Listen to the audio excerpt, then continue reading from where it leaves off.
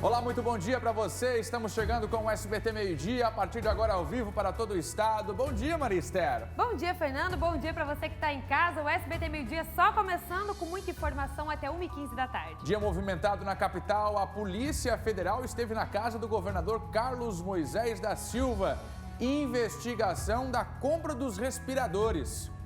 Na verdade, levaram um laptop de uso pessoal e um celular, um smartphone de uso pessoal. Tem aí 2 meses, pelo menos, que nós oferecemos à Justiça, ao Superior Tribunal de Justiça, documentos, materiais, equipamentos, enfim, peticionamos, inclusive, em juízo isso, para que fosse acessado de forma muito tranquila, né, e transparente, objetivando o esclarecimento dos fatos.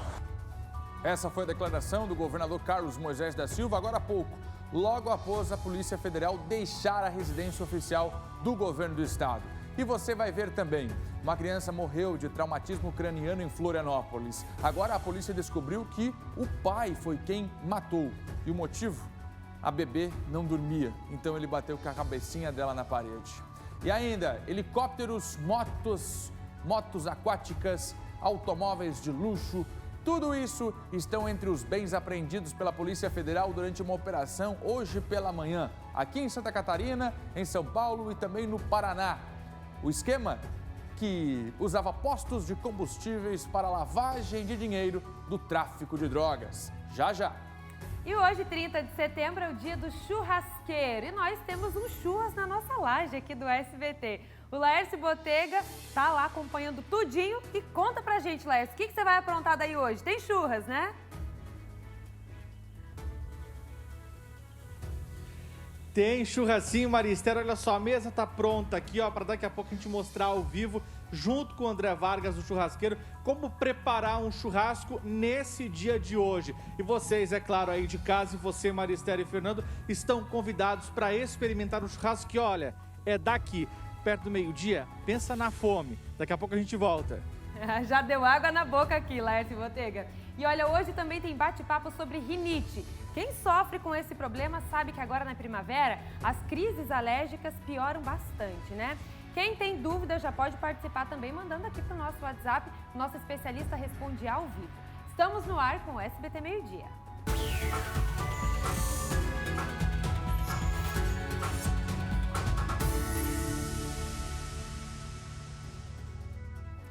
Onze 11h33 da manhã, sim, uma quarta-feira movimentadíssima em Santa Catarina. O estado acordou com a informação de que a Polícia Federal estava na Casa da Agronômica, que é a residência oficial do governo do estado. E é uma notícia, não é mesmo, Maria Esther, que vem aí para trazer um incremento a mais também no processo de impeachment, porque o processo de impeachment 01 é contra o aumento que o governo deu aos procuradores. Mas o 02, que já está tramitando na Assembleia, aí sim é referente ao processo de compra dos respiradores. Agora, no fringir dos ovos, o processo de impeachment ele é político. E então a operação de hoje pode impactar sim na decisão do afastamento pelo governo do estado, e você vai ver em todos os detalhes hoje aqui no SBT Meio-Dia. E a Maria Esther já está aqui com a barriga roncando, porque hoje ela mandou fazer um churrasco na laje. É a volta da nossa laje, hein, Maria Esther? Isso mesmo, Fernando. Nossa laje, a gente estava com saudade, né? Fazer um churrasquinho, dia do churrasqueiro. A gente já quer, então, parabenizar todos os churrasqueiros que acompanham aqui o SBT Meio-Dia, porque sim, eles são artistas, né, Fernando? Tem o dom de fazer aquele churrasco gostoso e a gente vai fazer um churras na laje. Inclusive, daqui a pouco a gente vai falar no nosso quadro Você é o que você come, se o churras pode ser saudável, né? Porque ele pode sim ser saudável. Claro que pode, é só escolher uma carne magrinha, né, Maria Esther? Magrinha, não me deixar vende o pão costelão. de alho, né? E não exagerar na maionese também, né? Deixa eu conversar com o Laércio Botega, ele já está no alto da nossa laje. É assim que a gente gosta, Brasil. Churrasco bom é esse aqui, ó, é feito na lajes, é na churrasqueira, aquele cheirão de fumaça, Delícia. Maria Esther. E a pagodeira pegando, Maria Esther. Pode abrir o latão, não é mesmo, Laércio Botega? Se não dirigir, conta pra gente aí, Laércio. Qual carne que você gosta mais, Maria Esther? Ai, eu amo picanha, Fernando. Ah, meu Deus do céu. A quem não gosta, Ela né, gosta gente? de picanha. Ah, você gosta do quê? Ah, eu gosto de uma maminha. Eu sou mais intimista, né? Eu sou mais simples, Maristério. Eu vou na também maminha. sou, mas não é sempre que eu tem vou na picanha, né? fraldinha, né? Na capa. Como é que diz? Tem uma também, a capa do não sei do quê. A Maria gosta de picanha. O Laércio Botega, eu vou aqui num palpite. Eu acho que você não tem escolha por preferência, Laércio. O que vir, você manda. Tô certo ou tô errado? Tá certíssimo, Fernando. Já ouviu aquele ditado? Gato com fome come até sabão? Assim sou eu. O que vier é lucro. E olha só, Fernando, tem carne, tem salame, tem tudo aqui que a gente vai fazer o preparo com o André, que está com a gente aqui, vai explicar direito pra gente. Então, a gente vai fazer um super preparo aqui, né? Com certeza. Vamos estar aqui fazendo um preparo do carvão primeiro, né? Que todo churrasco começa com carvão de qualidade, certo? Se não tiver qualidade... Se não tiver uma qualidade num carvão, você já começa errado. Então, assim, um carvão de qualidade, pode ver uns carvões bem pedaçudos, né? Que a gente sempre confia na marca, ou chega num supermercado, apalpa o saquinho de carvão, vê se ele está bem graúdo mesmo, tal, para poder você fazer. Faz o vulcãozinho, não tem errada, é isso aqui, papelzinho dentro com um pouquinho de álcool em gel, ou que hoje todo mundo tem álcool em gel em casa, não tem desculpa mais, e fogo, né? Não vai explodir isso aí, né? Nada, que não explode. O cara é bom. Aí, deixa ali ele com calma, churrasca com calma, deixa pegar o braseiro, formar aquele braseiro para você botar uma carne certa. Hoje nós vamos ensinar para vocês aqui, passar, não digo a ensinar, né? Passar dicas, vamos fazer uma carne hoje com tempero, uma carne com sal, uma carne sem sal, uma carne selada, uma picanha selada depois fatiada. Vamos fazer inúmeros jeitos aqui para todo mundo pegar uma dicasinha em casa e fazer no fim de semana aí com a sua família aí, bem tranquilo. Qual carne que a gente vai usar aqui? Qual dessas aqui? Hoje nós vamos usar um tibone, vamos usar uma picanha, tá? Temos linguiça artesanal também, isso aqui é um chouriço, né? Ou aqui no Brasil a gente chama de contrafilé, quando é um pouquinho mais grosso, na Argentina é chorizo, certo? Então, vai dar bom, então. Tem que ficar bom, né? Carvão bom, uma carne boa. Um churrasqueiro bom. Molho de qualidade, sal de qualidade e acabou-se. Tá, então, Fernando Machado, Maristério, você de casa, deu fome? Pois é, a gente vai mostrar passo a passo aqui, já acendeu o fogo aqui, ele vai fazer o preparo da carne, daqui a pouco a gente volta para mostrar o preparo da carne, passo a passo, para você aí de casa, e a gente vai experimentar isso ao vivo. Ô, Fernando Machado, só senti falta de negócio aqui, a gente fala de laje, tá falando de churrasco aqui, sabe o que tá faltando com esse calor aqui? Uma piscina, aquelas de plástico pra gente tomar banho, pensou? Deitadinho na piscina, comendo churrasquinho. Se tu puder, traz a piscina pra cá, Fernando, ou a Maria, sei lá. Só não entra na piscina, senão dá enchente em Florianópolis, viu, Laércio Botega? Fica bem longe da piscina, viu? Não entra na piscina, não. É bom de brincar com o Laércio que ele não fica bravo. Tchau, meu querido. Até daqui a pouco. O churrasco, eu já tô sentindo o cheirinho daqui, porque se vocês não sabem, eles estão exatamente aqui em cima. Em cima da gente. E aí o cheirinho do churrasco já tá nas entranhas aqui. Delícia. Boa, hein, Maristé? Picanhazinha, então? Picanhazinha. Faltou a piscininha ali mesmo, né? Faltou a piscina. E faltou o pagode. E o que combina também com o churrasquinho? Futebol. Um jogo, né? Futebol, olha aí. O que tem hoje, Maria? Hoje tem Flamengo e Independiente del Valle, do Equador, na Libertadores. Você não tem um Independiente? Independiente. Até o final da Libertadores a gente aprende a falar os nomes desses times aí. Bora lá, hoje tem Flamengo pela Libertadores e claro que é aqui no SBT. E nós já estamos aqui com a nossa plateia virtual, Maria Esther. Isso mesmo, dá uma boa tarde aqui pro Otávio Rabelo, pro Neto Machado e pro Guilherme Gomes, torcedores aqui de Santa Catarina que vão estar aí, ó, na torcida do Mengão na Libertadores hoje. Você tá gostando desse negócio de colocar camisa, né, Maria Esther? Quando é do nosso time, a gente gosta. Fazer o seguinte, quer que a gente vista a camisa do seu time aí? Manda pra cá que a gente veste, não tem problema. Vamos lá, Neto Machado, tudo bem, Neto? Como é que tá a expectativa pro jogo aí? É Flamengo na Liberta? O que você me conta, meu amigo? Bom dia. Bom dia a todos os espectadores do SBT, meio-dia. A expectativa é muito grande, né? O Flamengo vem aí com uma crise de Covid, mas a gente está dando a volta por cima, conseguimos um empate com o Palmeiras e conseguimos uma vitória na última partida da Libertadores. E a expectativa para o jogo de hoje é muito grande. Creio que a gente vai ser vitorioso de hoje. Otávio, vou aqui pro Otávio que tá no outro cantinho da tela. Quanto é que você acha que vai dar o jogo de hoje, hein, Otávio? Olha, eu acredito muito no Flamengo, né? Porque o jogo contra o Del Valle lá realmente foi um desastre, né? Mas eu acredito muito no Flamengo. Nós temos time para ganhar deles. Pode botar 4-0 Mengão aí e assinar embaixo. Olha o otimismo. 4-0. Lá não foi tão bom assim, né, Guilherme? Será que a Z2 se deu vale aí? Bom dia a todos. Bom Sem dúvida dia. nenhuma, hoje é um dia típico. Sem dúvida nenhuma, aqui no jogo, foi um jogo para a gente esquecer da memória, porque eles nunca mais vão ver isso na história deles. Mas eu sou confiante que hoje nós iremos bater aí uns 3-1. E sem dúvida nenhuma, essa camisa branca é bonita, mas a vermelha ficou muito mais linda aí na mão dela, hein? É tudo Flamengo, é tudo Flamengo. É tudo Flamengo. Então daqui a pouco a gente volta a conversar com vocês aqui no SBT Meio-Dia, a nossa plateia virtual, a torcida digital do SCC SBT, porque hoje tem Flamengo e Independente Del Valle aqui no SBT pela Libertadores. Quem entrou aí? O Ademir Coelho está participando. Tá chegando aí o Ademir. Daqui a pouco a gente bate um papo com ele, hein, Maria? Isso mesmo. Segura Lembrando a minha que o camiseta? jogo vai ser transmitido hoje, gente, aqui na telinha do SCC SBT, às 9h30 da noite. Jogo que vai acontecer no Maraca, hein, Fernanda? A gente vai ao vivo pra lá daqui a pouco também. A gente vai pro Maracanã, daqui a pouco ao vivo. Já foi no Maracanã, Maristé? Nunca fui, Fernanda. Você tem que ir agora. Tenho muita vontade. Leva os sogros. Levo. Maristé tá com um pezinho no Rio de Janeiro. Tá apaixonada pelo Flamengo. E aí, me conta, todo mundo gosta do Flamengo. É menos os vascaínos, né, Maristé? Menos os que torcem pro Fluminense. Mas todo mundo tem um time principal em Santa Catarina, tem um segundo na esfera nacional, não é mesmo?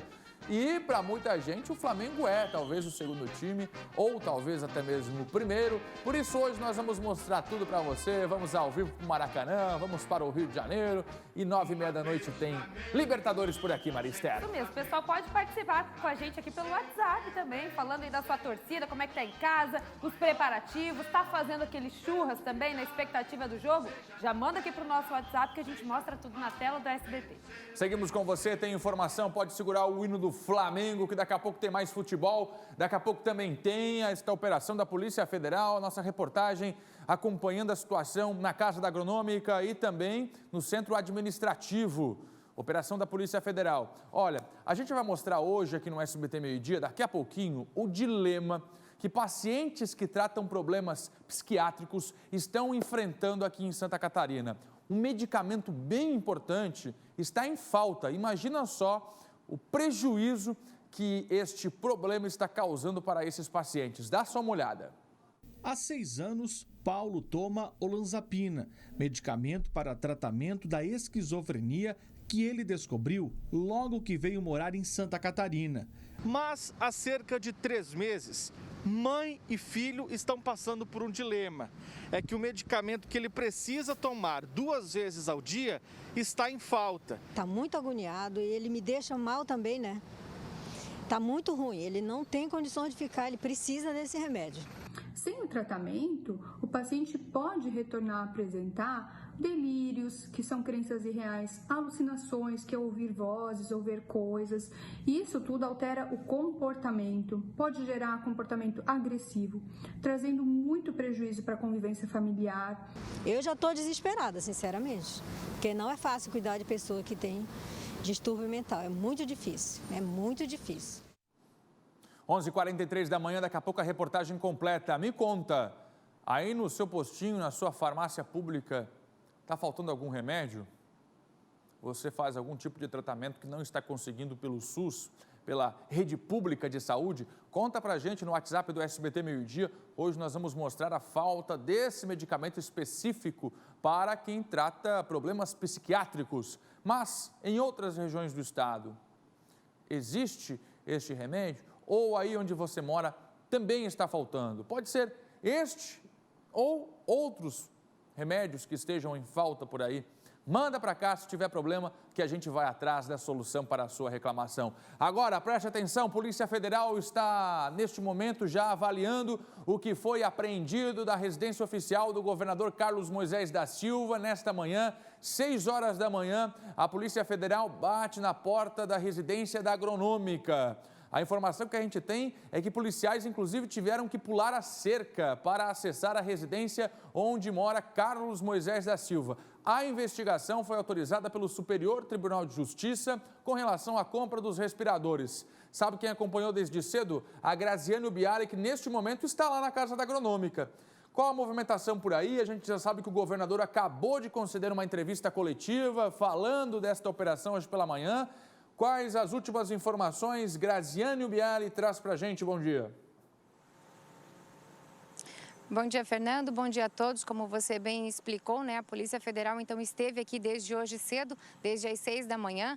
Foram cerca de 3h30 de operação dentro da residência oficial, onde os policiais conseguiram, então, levar um laptop e também um celular, um aparelho celular e um aparelho laptop de uso pessoal do governador. Essa operação foi autorizada pelo Tribunal de Justiça, pelo Superior Tribunal de Justiça, que acatou, então, o pedido aí de investigação do Ministério Público Federal por conta do caso dos respiradores, né? Essa compra dos respiradores são 200 equipamentos que foram comprados em caráter emergencial para o estado de Santa Catarina lá no início da pandemia, e tudo isso foi também pago de maneira adiantada. Foram 33 milhões de reais pagos de forma adiantada. Agora a Justiça quer investigar o envolvimento do governador do estado, do governador Carlos Moisés, com relação aos empresários que fizeram essa intermediação da compra e também com relação a essa liberação de pagamento adiantado. Então, hoje, a Polícia Federal, como você explicou, Fernando, teve dificuldade para entrar,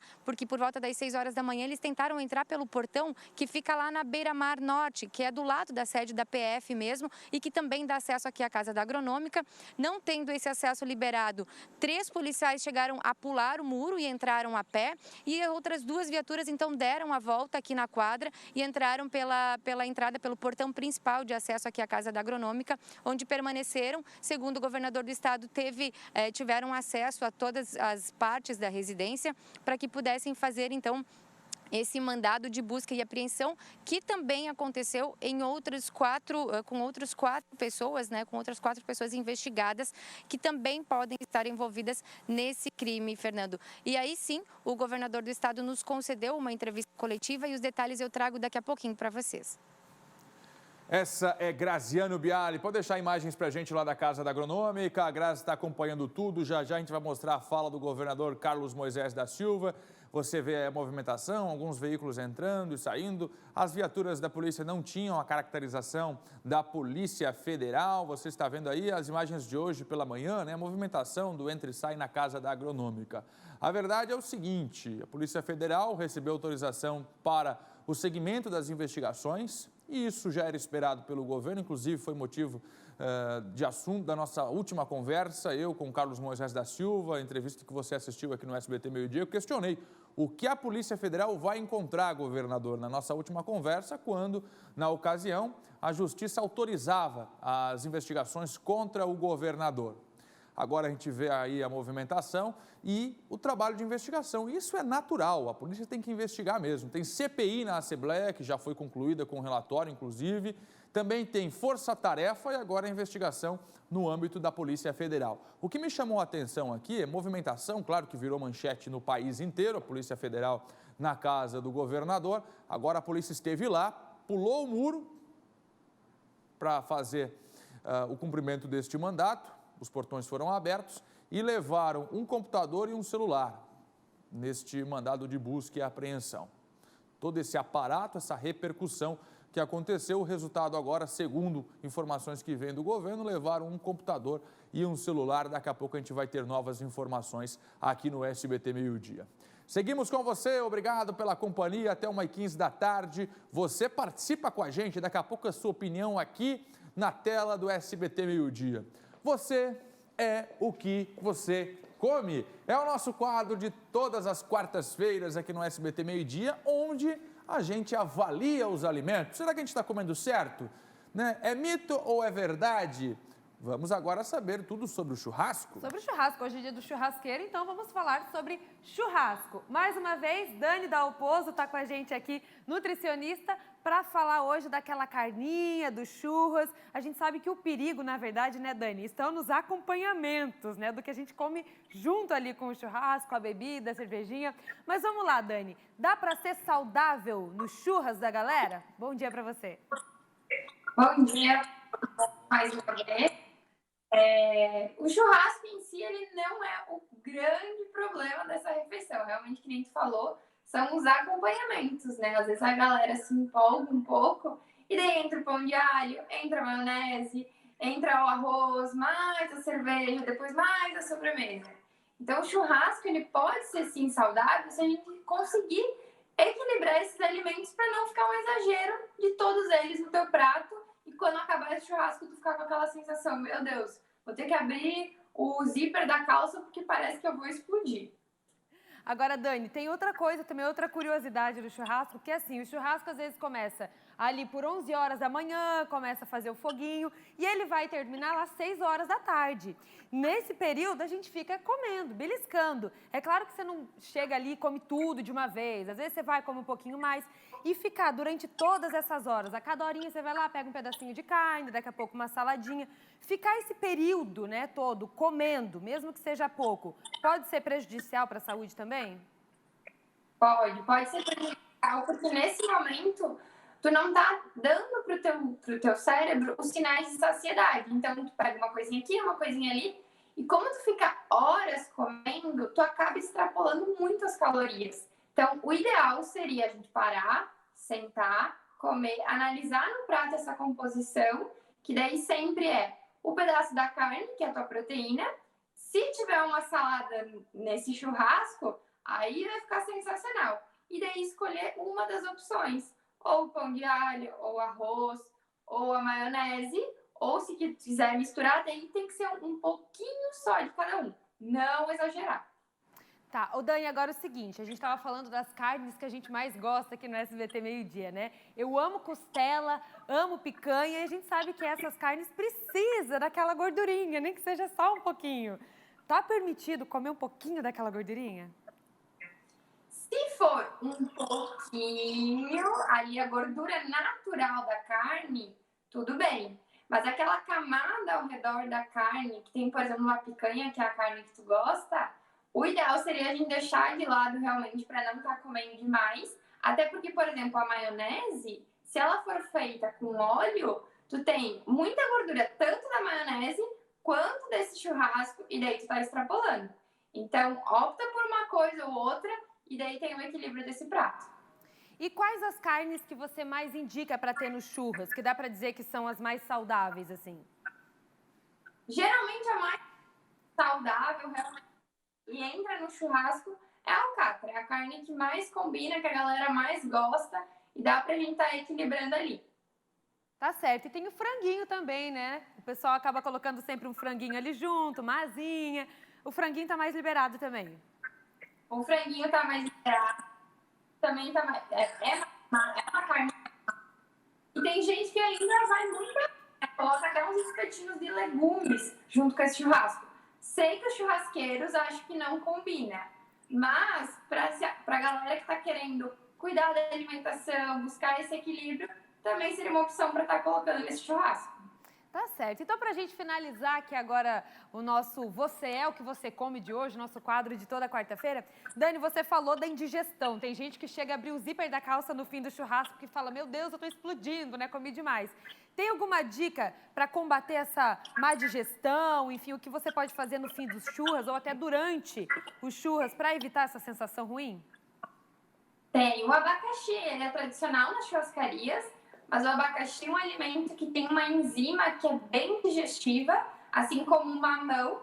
Então, ao invés de comer aquela sobremesa cheia de açúcar depois do churrasco, que daí é mais calorias e já é mais um exagero, opta pelo abacaxi, pelo mamão. Um suco de limão também é muito bom. Daí, claro, entra a parte da cerveja, que eu sei que a galera toma também. Mas se puder dar aquela equilibrada, eu tenho certeza que o teu corpo... E atualmente, no final desse churrasco, não vamos sofrer tanto. Valeu, Dani. Mais uma vez participando com a gente aqui no SBT Meio-Dia. Até quarta-feira que vem. Até. Obrigada. Gostou, Fernando, das dicas? O negócio é o abacaxi, então. Para evitar aquela sensação de ficar cheio. Ajuda na digestão, libera mais rápido. Abacaxi é ótimo. Adoro. Agora, alcatra eu não gosto muito, não. Não gosta de alcatra? Não, muito magra. Você alcatra gosta da no carne churrasco mais não tem graça. Alcatra é pra fazer bife. A costela é boa. No churrasco também, é costela, é picanha, maminha, fraldinha. O que mais você gosta? Ai, Fernando, eu amo coraçãozinho de galinha. Não gosto. Não gosta? Não Que você como. pega aquele espeto inteiro, assim? Gosto do pão de alho, bem gordo também. Ai, delícia também, né, Fernando? A maionese que a gente estava falando é bom demais. Vamos pro nosso churras? Vamos pro nosso churras, mas acho que antes tem o WhatsApp, não tem não? Eu acho que o povo, inclusive, está falando sobre churrasco nas mensagens, Fernando. Juliana, estamos na torcida. Ontem, para hoje, sonhei 2-1 pro Flamengo. Oh. Tá bom, tomara que realize aí, viu, Juliana? Vamos ver, tem mais mensagem chegando? Olha lá, os dois. Acompanhando aqui o SBT Meio-Dia. Olha, coleção de camiseta. Torcedor nato. Jaguaruna, vamos ver. Eu tenho problema de depressão e aqui nos postos Central nunca tem os remédios que eu tomo. Tá aí, ó, fazendo uma denúncia, Fernando. Daqui a pouco a gente vai mostrar a falta de medicamentos aqui em Santa Catarina. Essa é a Camille, que mandou uma foto do Mengão. Olha lá, aniversário temático, Fernando. Boa, valeu, Camille. São José. Tá com a gente também a Cris, ela é de Navegantes, também uma torcedora mirim aí do Flamengo. Ah, que legal. Quem mais? Vamos ver. O Glaidson, de Içara. Uma costela assada no fogo de chão com a gordura pingando, a comida saudável fica para outro dia. Eu adoro também, viu, Glaidson? Bora lá então, meu churrasqueiro preferido. Não é você não, que você não sabe essa carne, não. Olha o Laércio arrumando o cabelinho ali. Tu Como é que tá? Tá molando a faca, Laércio.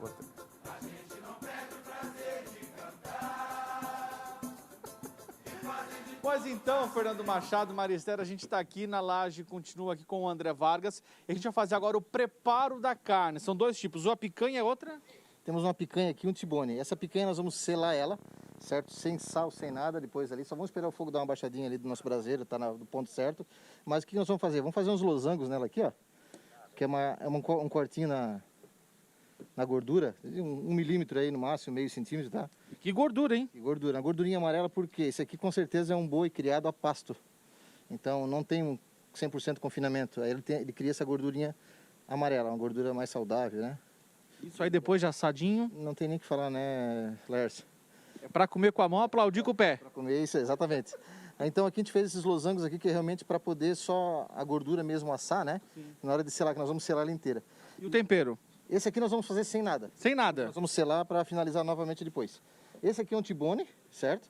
Ou um porterhouse. Olha isso aqui, gente. É maravilhoso, marmoreio, qualidade de um boi assim magnífica. Obrigado aí, pessoal do açougue que mandaram pra gente, fantástico. Nós vamos usar aqui só um salzinho de parrilha com pimenta. Salzinho de parrilha com pimenta preta, certo? Só uma semeada, não precisa muita coisa. Porque o sal de parrilha é um sal entrefino, certo? E ele não precisa, que nem o sal grosso, aquele monte de sal. Até só um pouquinho já resolve. Só um pouquinho, olha só, é só mesmo uma névoa, ó, olha só.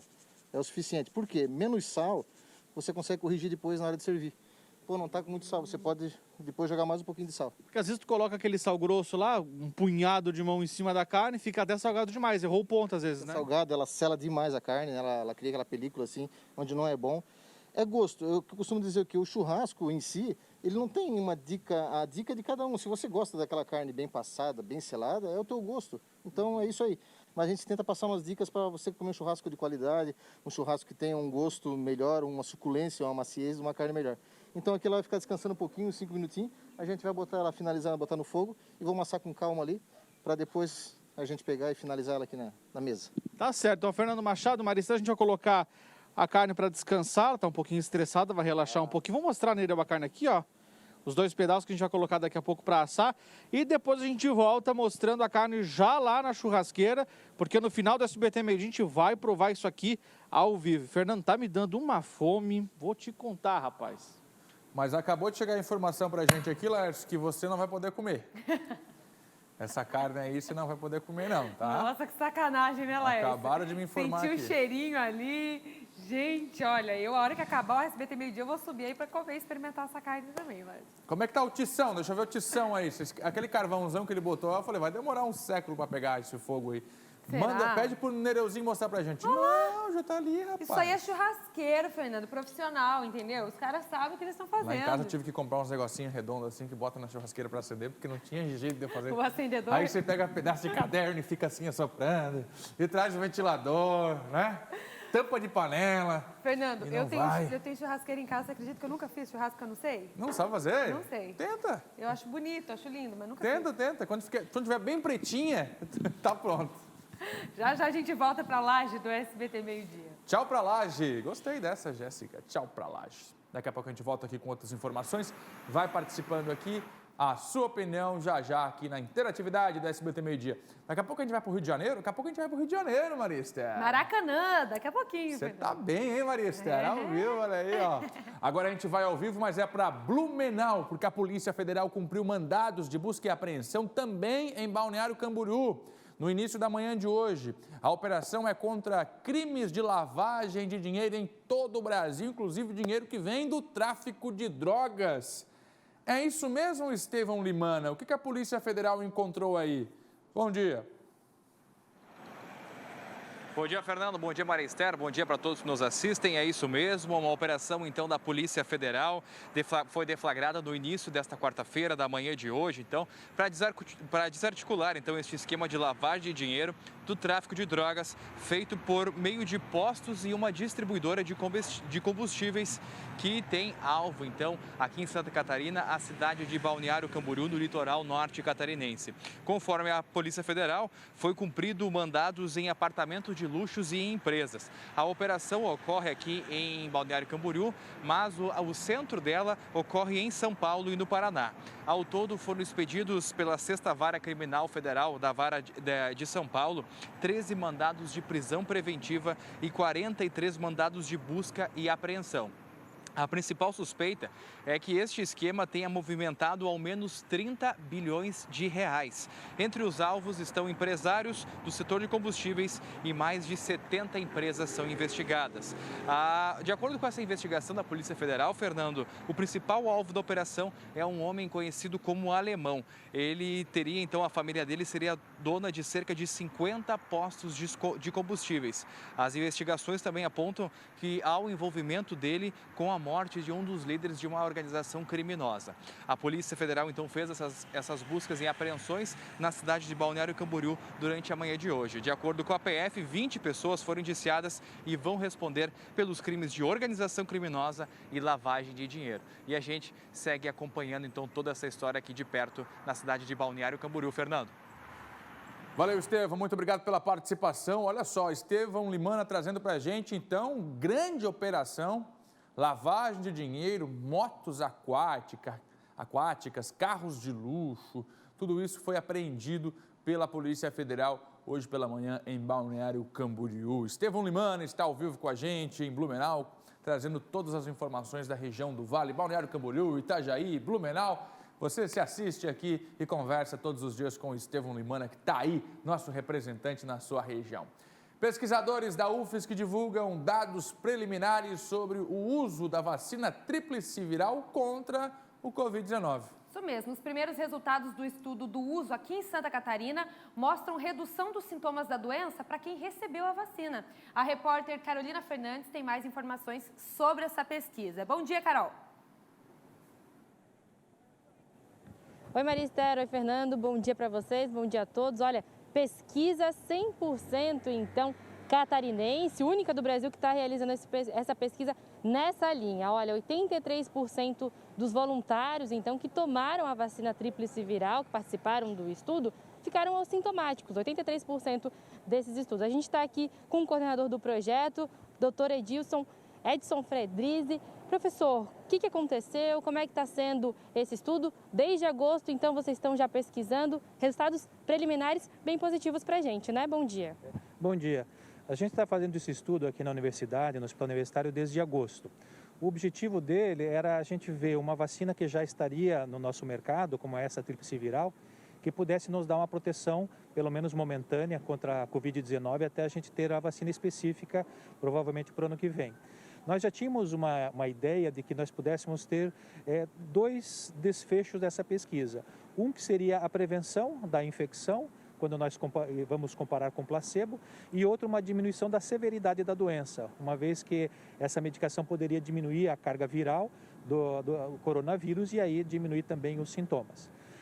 A eficácia nós temos pouco tempo ainda para avaliar, porque agora que nós vamos ver as pessoas que foram vacinadas e as pessoas que usaram o placebo e quais que vão se infectar ao longo do estudo.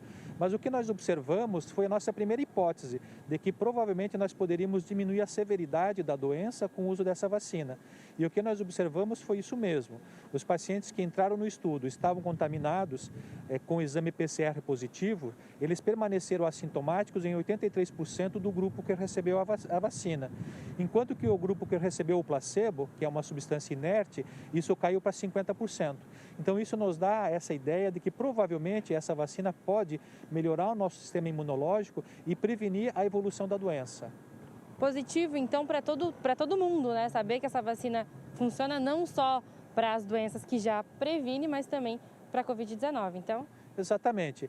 E assim, como essa vacina ela também vai proteger contra sarampo, cachumba e rubéola, e nós temos tido casos de sarampo aí nos últimos anos, a gente até está orientando e incentivando que as pessoas façam essa vacina, porque estarão se protegendo contra essas doenças e provavelmente também estarão se protegendo contra a Covid-19, que é o objetivo da avaliação do nosso estudo.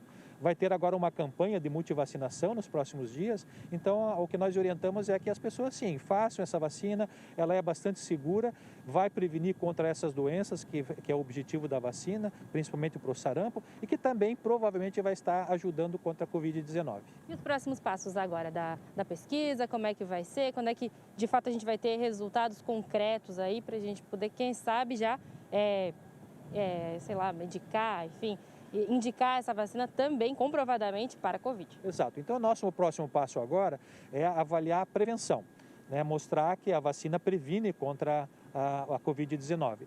Para isso, nós vamos estar agora nas próximas visitas, nós estamos fazendo as visitas 2 e 3 do estudo, que seria 1 e 2 meses após a primeira dose da medicação, e é provável que nos próximos 30 ou 45 dias a gente já tenha algum resultado em relação à prevenção da doença.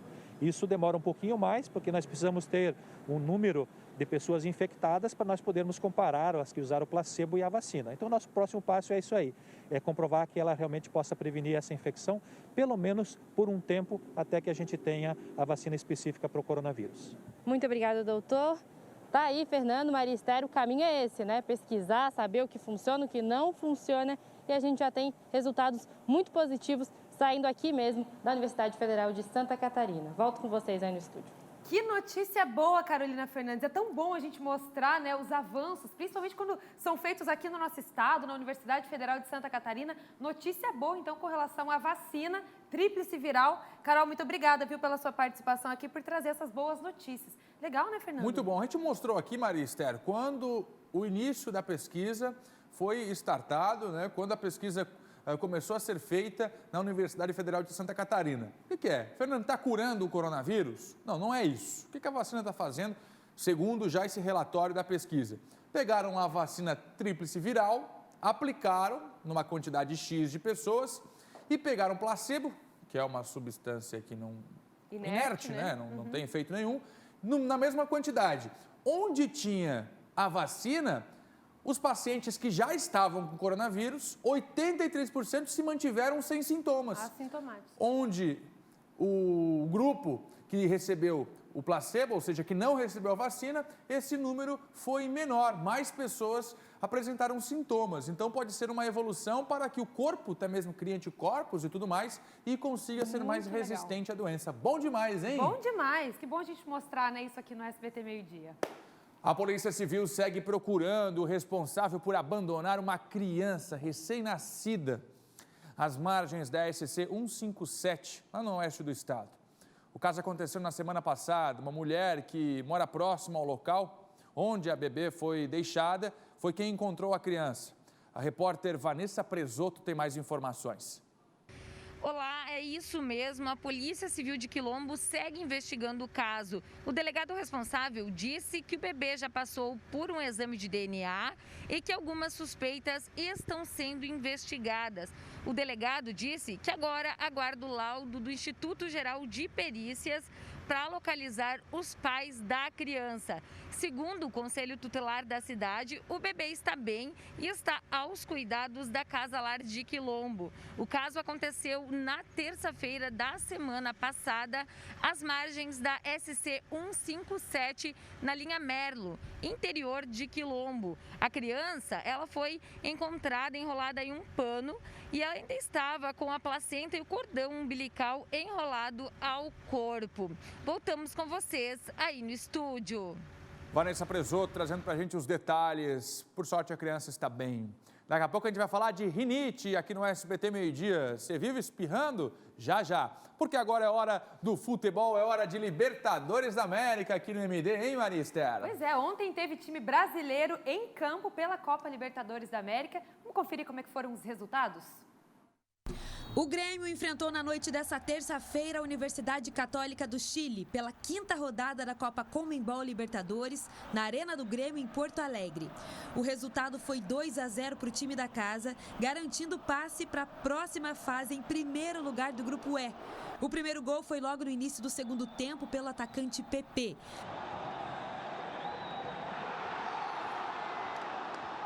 Já o segundo aconteceu aos 17 minutos do segundo tempo e quem emplacou foi o zagueiro Rodrigues, que foi escalado após os casos confirmados de Covid-19 na dupla de zaga Jeromel e Kahneman. O tricolor, mesmo classificado, enfrenta no dia 22 de outubro o América de Cali, da Colômbia. Já os outros dois times brasileiros que jogaram na noite dessa terça-feira empataram em 0-0. O Internacional, que também faz parte do Grupo E, enfrentou o América de Cali no Estádio Olímpico Pascoal Guerreiro. Estava com um jogador a menos após a expulsão do atacante Leandro Fernandes, aos 12 minutos do segundo tempo. Agora, o Colorado deve levar a vantagem de um empate para a classificação no jogo contra a Universidade Católica do Chile, no estádio San Carlos de Apoquindo, em Santiago do Chile, também no dia 22 de outubro. Já o Atlético Paranaense empatou em 0-0 dentro da Arena da Baixada, em Curitiba, contra o Clube Deportivo Jorge Wilstermann, da Colômbia, e garantiu a vaga para a próxima fase. Se empatar contra o Peñarol, do Uruguai, no dia 20 de outubro, passa como primeiro do Grupo C. Hoje, quem joga é o Palmeiras, São Paulo e Flamengo. O Santos enfrenta o Olímpia Asunción, do Paraguai, amanhã. Libertadores. E agora a gente vai ao vivo para o Rio de Janeiro, vamos lá para o Maracanã. Lá está a Fernanda Maia, hein, Maria Esther? Isso mesmo. Bom dia para você, Fernanda. Como é que estão os preparativos aí no Rio de Janeiro? Jogaço de hoje, hein? Bom dia. Bom dia, Maria. Bom dia, Fefe, meu xará. Bom dia a todos. Uma delícia estar falando aí com vocês. Olha, um calor aqui no Rio de Janeiro, viu? Mais de 30 graus aqui no Maracanã, muito sol. Os últimos preparativos acontecendo aqui no estádio, os funcionários aqui ajeitando o gramado, esse gramado que foi 100% trocado durante a última semana, depois de muitas reclamações também dos jogadores do Flamengo. Tá tudo trocado, tá tudo bonitinho. A torcida do Flamengo já montou um mosaico ali atrás, tá vendo? No setor oeste, a gente tem ali Sempre Contigo. Ao lado aqui, a gente no setor norte e sul, a gente tem as faixas das torcidas do Flamengo. Uma coisa que ficou hábito no Carioca, que também não tinha público, assim a torcida do Flamengo habitava o estádio mesmo não estando aqui.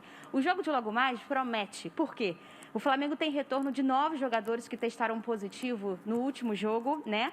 Teve muitos problemas, foram 17 jogadores infectados e 9 estão voltando ao elenco. Do lado do Flamengo tem o retorno de jogadores e do lado do Independente Del Valle, que é o adversário do Flamengo, tem 8 jogadores que testaram positivo nos últimos dias e não vão poder enfrentar o Flamengo logo mais. Esse jogo, vocês já sabem, é exclusivo, você só vê aqui na tela do SBT. A transmissão começa às 9h15 e o jogo começa às 9h30. Boa, Fernandinha, coisa linda, obrigado pela participação. A Fernandinha está lá no Maracanã, vai estar vazio, mas está lá o mosaico com a mensagem aos jogadores do Flamengo, tá bom demais. Quer mais fazer mais alguma pergunta para ela aí, Maria Esther? Nada, quero agradecer a participação da Fernanda, direto do Rio de Janeiro, direto de dentro ali do Maracanã. Muito obrigada, viu? Lembrando, como ela disse, 9h15 apenas beijo aqui na tela da SBT. Valeu, Fernanda. Tchau, Fernanda. Fernanda Lima participando com a gente aqui, Fernanda Maia participando com a gente aqui no SBT Meio-Dia.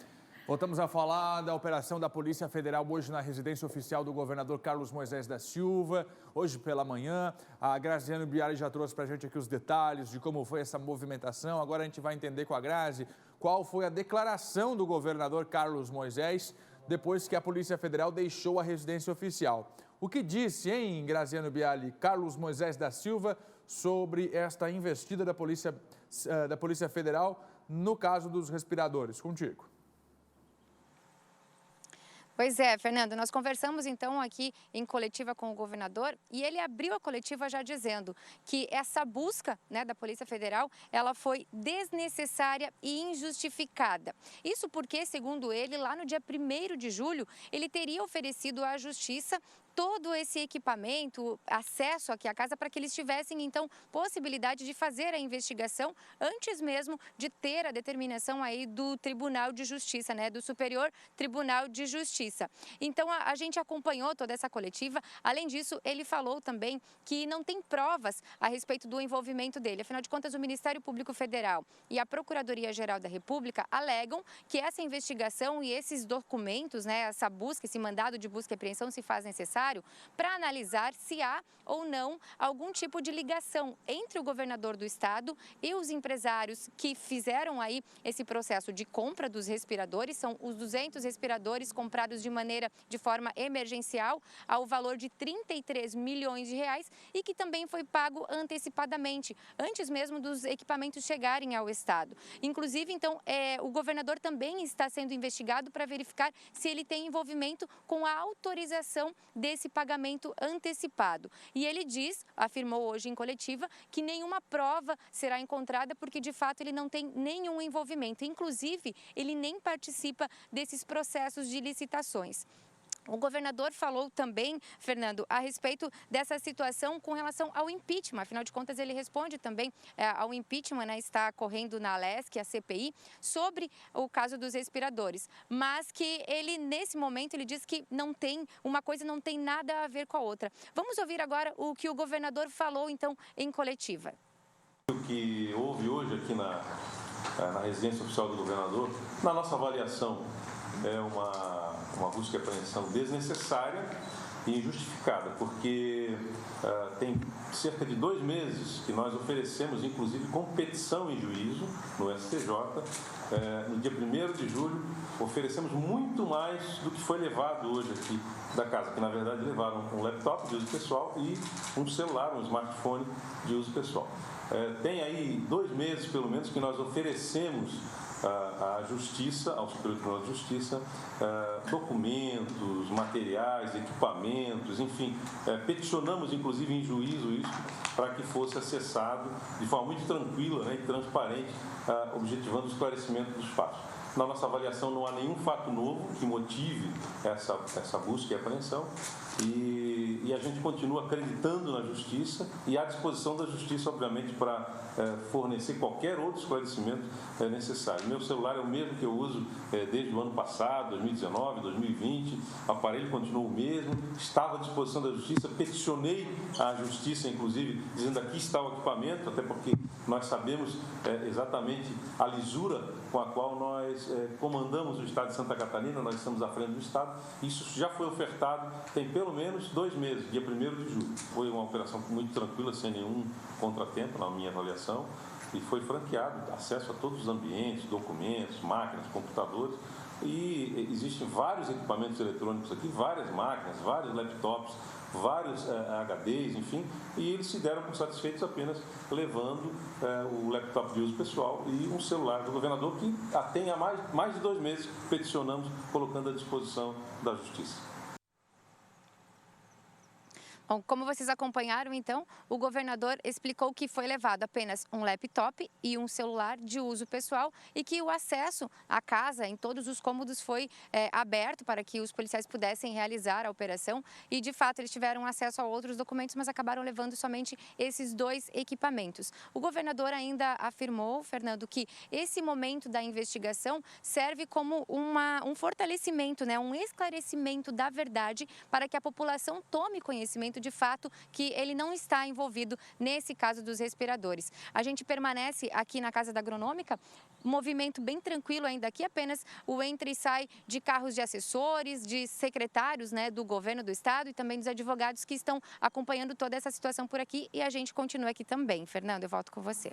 Muito bom, Graziano Bialy. Está aí a fala, então, do governador Carlos Moisés da Silva, explicando que a Polícia Federal esteve na Casa da Agronômica, levou apenas de tudo que foi oferecido, segundo palavras do governador, um notebook e um celular. Chegou um aparato policial hoje cedo, 6 horas da manhã, a Polícia Federal na casa do governador e levou o notebook e o celular para investigações na compra dos respiradores. Este é o motivo desta investigação que foi autorizada pelo Superior Tribunal de Justiça. Fernando, como é que tudo isso pode interferir no processo de impeachment? Pois bem, a gente já sabe que o processo de impeachment que está na terceira fase, na votação da comissão mista, é referente ao aumento dos procuradores. Mas a votação agora também tem a participação, assim como aconteceu no plenário, de deputados.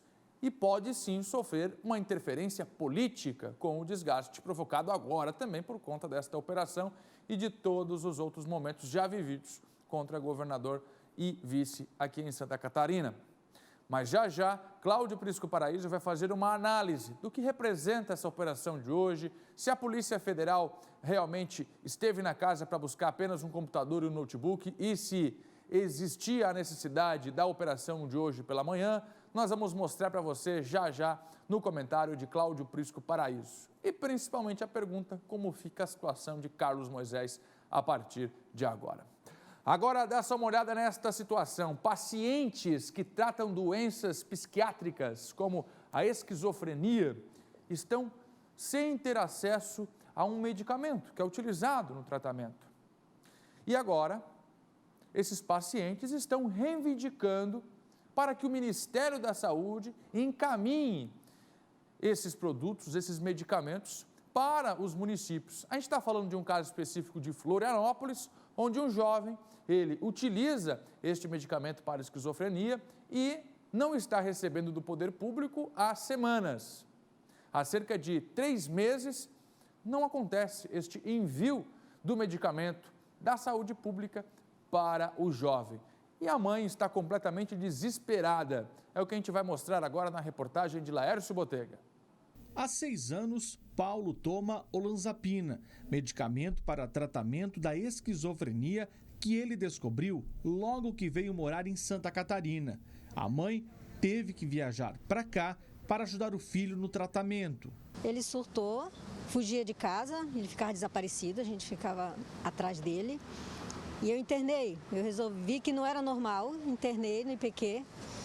E ele ficou lá várias vezes. Na última eu pedi que eles descobrissem o que era que ele tinha, não para dar só remédio, né? Não só para dopar, eles descobriram e desde então ele toma esse remédio. Com o medicamento, ele consegue levar uma vida tranquila. Ele fica calmo, ele descansa. Mas há cerca de 3 meses, mãe e filho estão passando por um dilema. É que o medicamento que ele precisa tomar 2 vezes ao dia está em falta. E isso acaba ocasionando crises nervosas no Paulo, o que atrapalha o tratamento que ele faz desde 2014. Está muito agoniado e ele me deixa mal também, né? Está muito ruim, ele não tem condições de ficar, ele precisa desse remédio. O medicamento é indicado para o tratamento da esquizofrenia e outras doenças mentais. É preciso que a gente entenda, e a população, que os transtornos mentais não dependem apenas da vontade do indivíduo de ficar bem, que assim como outras doenças, a medicação ela pode ser fundamental para a estabilização do quadro, assim como um paciente cardiológico necessita do seu medicamento para manter a pressão em níveis adequados. Nesse caso da esquizofrenia, o paciente depende da medicação para manter o seu ritmo neurológico, a comunicação entre seus neurônios, toda a sua atividade cerebral e que gera seu comportamento, sua manifestação de sentimentos no nível adequado. Sem ele, todo o tratamento de anos é prejudicado. Sem o tratamento, o paciente pode retornar a apresentar delírios, que são crenças irreais, alucinações, que é ouvir vozes, ouvir coisas. E isso tudo altera o comportamento, pode gerar comportamento agressivo, trazendo muito prejuízo para a convivência familiar, podendo prejudicar até a funcionalidade no trabalho daqueles pacientes que conseguem retornar ao trabalho graças ao tratamento. Então, é indispensável a manutenção da medicação para a estabilidade desse quadro, da esquizofrenia. É por isso que Paulo precisa ter acesso à olanzapina, mas mãe e filho não têm condições de comprar uma caixa com 30 comprimidos, que varia de R$200 a R$250. Eu já estou desesperada, sinceramente, porque não é fácil cuidar de pessoa que tem distúrbio mental, é muito difícil, Sem condições nenhuma. Nós fomos atrás das respostas. A Prefeitura informou que o medicamento olanzapina é comprado pelo Ministério da Saúde e enviado para o município através do governo federal e que até o momento o item está realmente em falta. Já o governo do estado disse também em nota que o financiamento e a aquisição de medicamentos, inclusive o olanzapina, de 10 miligramas e também de 5 miligramas, são de responsabilidade do Ministério da Saúde e que a entrega aos estados está prevista para o terceiro trimestre de 2020. E até agora o medicamento não aconteceu. Estava prevista essa entrega para o terceiro trimestre, mas até agora não aconteceu. O Ministério da Saúde, então, que foi colocado como responsável pela Prefeitura e pelo governo do estado, disse o seguinte: atualmente está em curso um processo de compra do medicamento para garantir o abastecimento regular pelo SUS. A expectativa é de que seja finalizado este processo nas próximas semanas e a primeira parcela contratual seja distribuída aos estados logo após a comprovação do pagamento. Ainda por telefone, a comunicação do Ministério da Saúde falou que existe também a dificuldade para adquirir os remédios em função da pandemia e que alguns fabricantes deixaram de cumprir com a entrega para vários estados, mas não trouxe também uma data específica. A notícia que a gente pode trazer é de que o governo federal já está tentando comprar esses medicamentos. A pandemia nos trouxe novos hábitos, mas também novos problemas. É óculos que embaça por causa da máscara, é higienização de tudo que entra na nossa casa, desde as compras dos supermercados até os nossos sapatos. E, gente, a gente tem que ficar carregando álcool gel e sempre cuidando para não ter o contato, distanciamento, álcool gel para todo lado. Dá só uma olhada na reportagem que a gente vai mostrar hoje. Mas não é em todo lugar que a gente consegue encontrar álcool em gel ou lavar as mãos, principalmente quando nós saímos às ruas. É por isso que uma empresa aqui de Blumenau desenvolveu uma tecnologia nova que permite você carregar o álcool em gel aonde quer que você for por uma pulseira. Você pega a pulseira, vira ela, aperta aqui, o álcool em gel sai e aí você consegue higienizar as mãos corretamente. Daqui a pouquinho a gente mostra a reportagem completa sobre essa tecnologia que vem aqui de Blumenau. É a pulseira que espirra álcool gel. Daqui a pouco a gente vai conhecer aqui.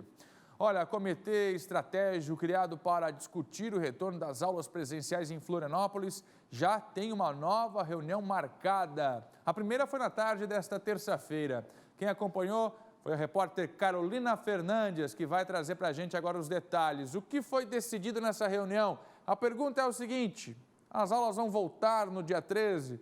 Quais são as regras para este retorno? Conta tudo. A Carolina Fernandes ao vivo agora aqui no SBT Meio Dia. Vai, Carol. Oi, Fernando. Infelizmente, tudo depende, né? Estamos num momento aí meio que no depende, infelizmente, porque depende do quadro epidemiológico, pelo menos aqui da capital, aqui da cidade. Olha, nessa reunião, então, que foi feita, essa primeira reunião foi feita com a Secretaria de Saúde da capital, foi apresentado, então, para as escolas, né, o protocolo que deve ser seguido, o protocolo de segurança que as escolas devem seguir, protocolo específico aqui da capital. Existe, claro, uma expectativa, né, geral de que as aulas, de fato, voltem no dia 13 de outubro, algo que a gente já vem aqui noticiando há algum tempo no SBT Meio Dia, mas para a Prefeitura da capital isso ainda vai depender do quadro epidemiológico, ou seja, da situação em que a cidade estiver no dia 13 de outubro ou um pouquinho antes, né, para fazer essa previsão. Segundo a Prefeitura, então, as aulas presenciais só voltam se a situação da cidade estiver no quadro epidemiológico moderado. No momento, Florianópolis está no alto risco, então ainda não. A gente agora vai ouvir uma fala do secretário de Educação da capital sobre como foi essa primeira reunião do Comitê Estratégico. Vamos ouvir. Realizamos a primeira reunião do Comitê Estratégico de Retorno às Aulas. Reunião que teve a presença das diversas entidades que compõem o comitê, representantes da saúde, da assistência social, da educação, das escolas particulares, dos profissionais, de diversas entidades. Primeira reunião, nós apresentamos a nossa agenda de trabalho, nós apresentamos a minuta do nosso protocolo de retorno às aulas e também discutimos convites a outras entidades que têm interesse em participar desse comitê.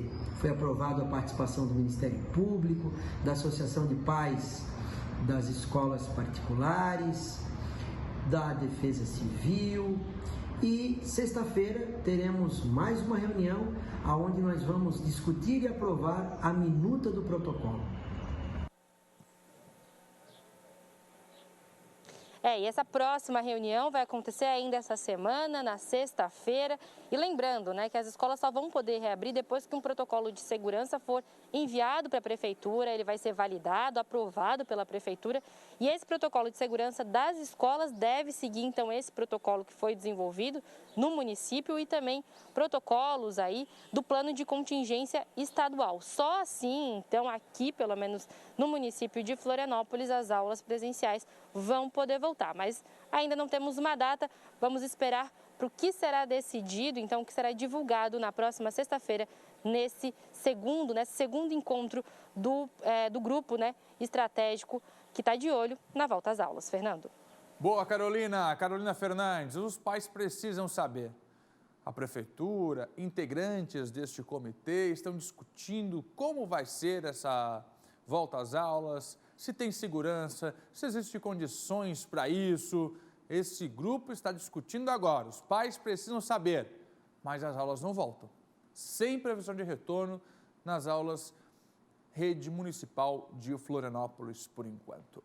Hoje tem Libertadores no SBT, hoje a gente está fazendo um churrasco ao vivo aqui no SBT Meio-Dia e também estamos nos preparativos para Flamengo e Independente Del Valle, hein, Maria Esther? Vamos conversar com a nossa plateia virtual, os torcedores do Mengo, aqui de Santa Catarina. Estão aqui com a gente. Entrou aqui um novo participante, né? Quem que entrou aqui, Fernando? O Ademir. O Ademir que entrou aqui mais tarde na nossa plateia.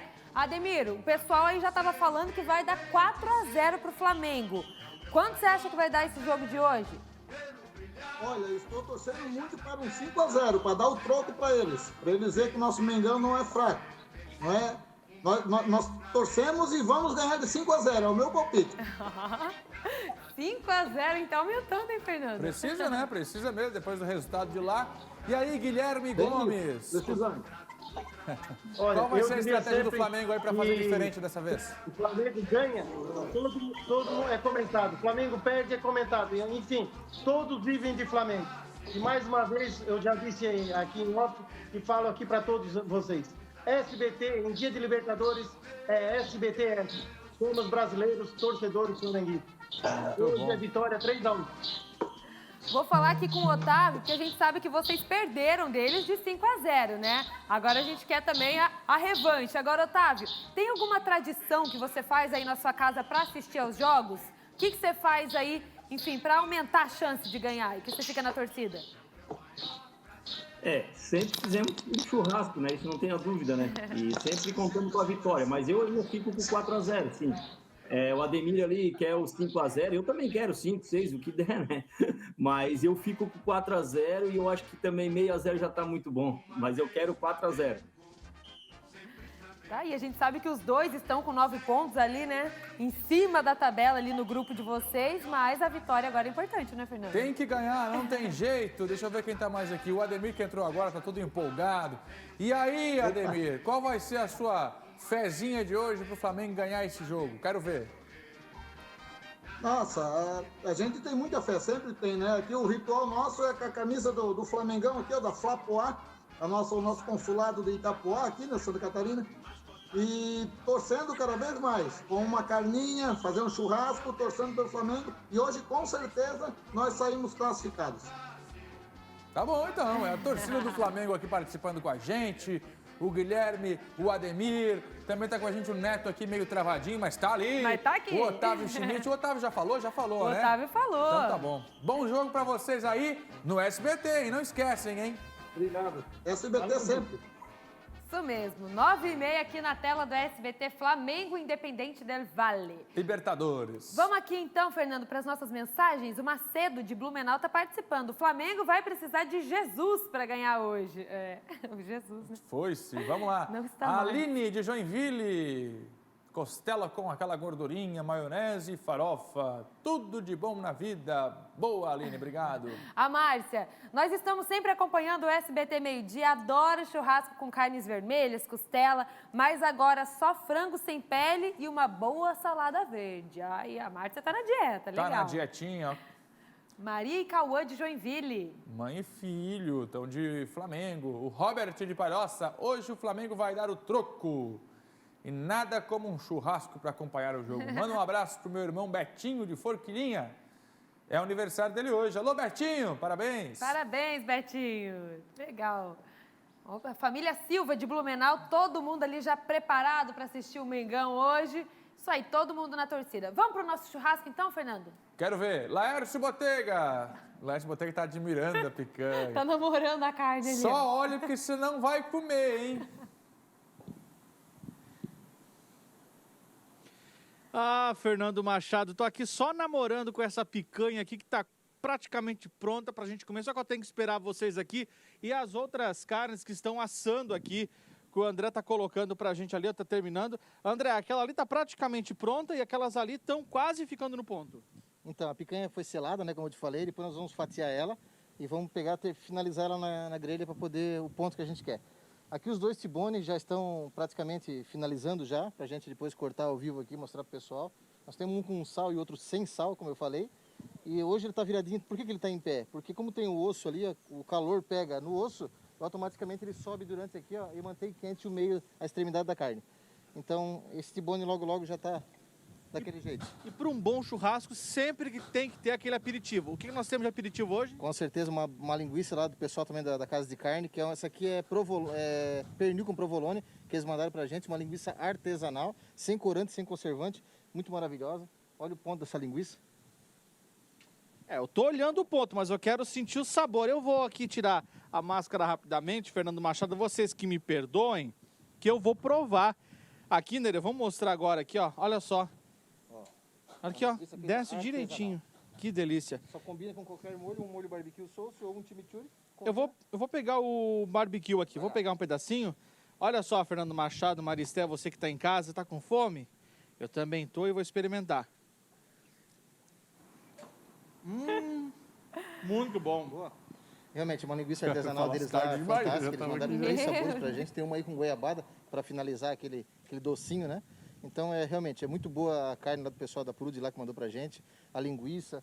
E tá aí, ó, tibone logo logo finalizando ali pra gente fazer aquele espetáculo. Tá aí, Fernando Machado, Maricero, ó, comendo a linguicinha, tô esperando vocês aqui pra gente experimentar logo essas carnes aqui, direto da laje do SBT Meio-Dia. Laércio defumado hoje aqui no SBT Meio-Dia.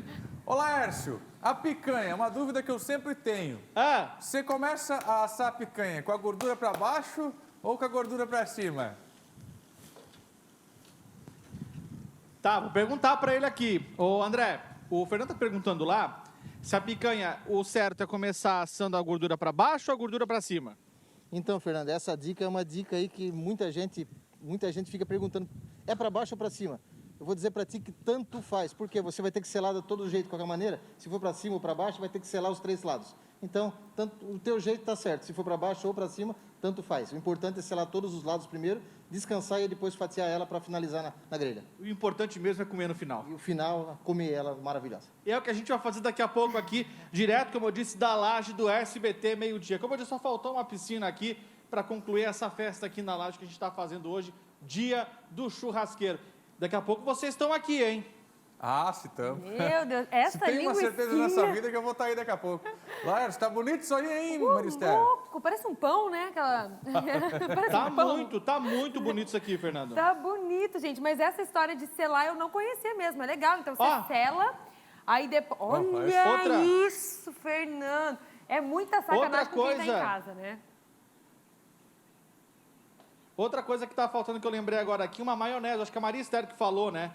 Uma maionese. A maionese, já pensou uma maionese agora aqui?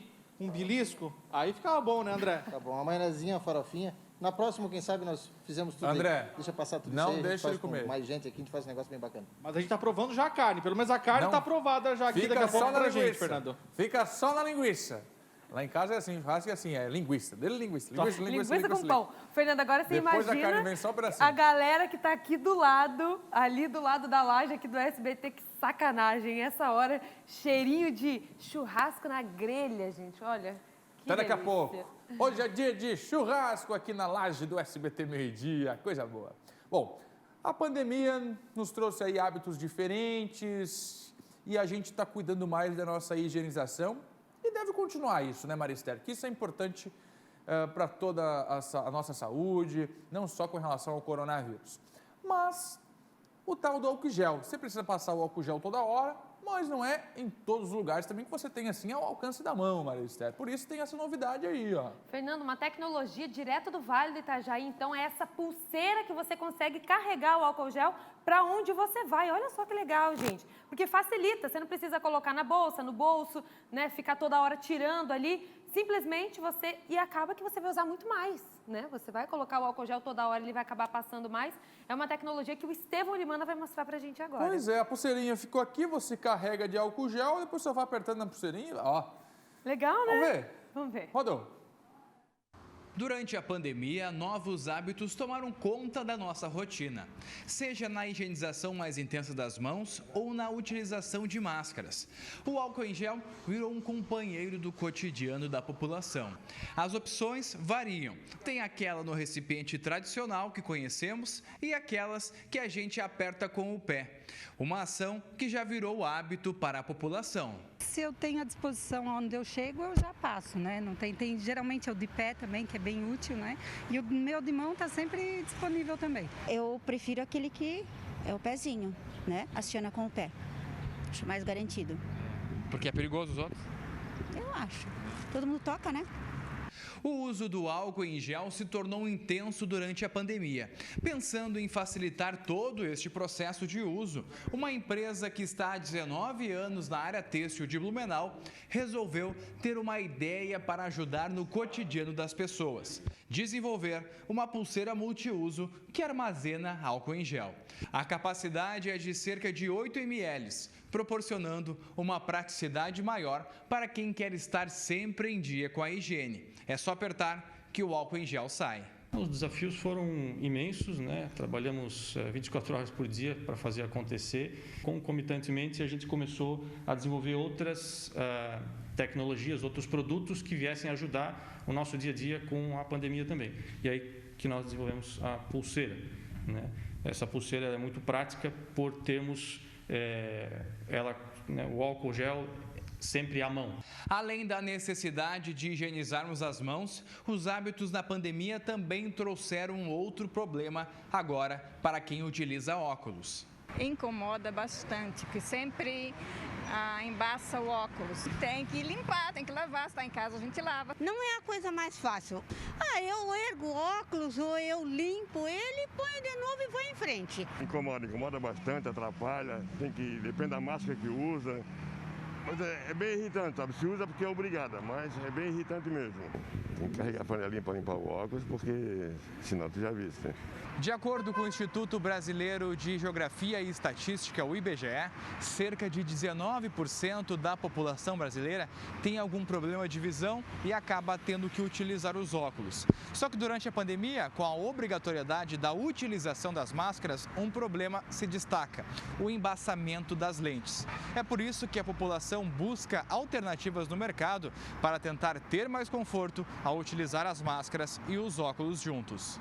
Pensando também neste mercado, a mesma empresa é responsável por criar uma flanela anti-embaçante, que impede por até 36 horas que o ar quente que expiramos faça as lentes ficarem embaçadas.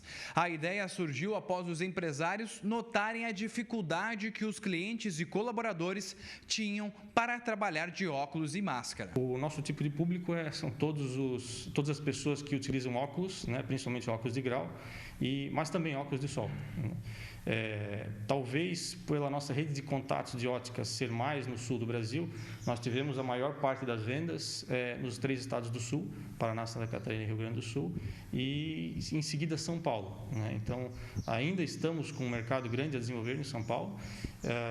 Outros distribuidores de outros estados ainda estão nos procurando para iniciar parcerias e tivemos inclusive procura de parceiros fora do Brasil. O produto também é pioneiro no mercado e em apenas 3 meses, mais de 300 mil unidades foram vendidas em todo o país. Uma tecnologia blumenauense auxiliando no dia a dia da população. Nossa, Blumenau enchendo de orgulho Santa Catarina. Agora não tem mais desculpa para não passar o álcool em gel. Deixa eu falar para você agora dos detalhes do segundo impeachment contra o governador Carlos Moisés da Silva. Fernando, são tantos os processos que eu já estou perdido. O que está acontecendo, Fernando Machado? Vou tentar explicar bem rapidinho aqui.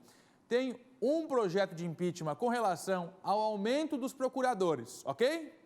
Este é o processo de impeachment que já está mais avançado até agora. Já passou na comissão especial, já passou no plenário e agora está na comissão mista.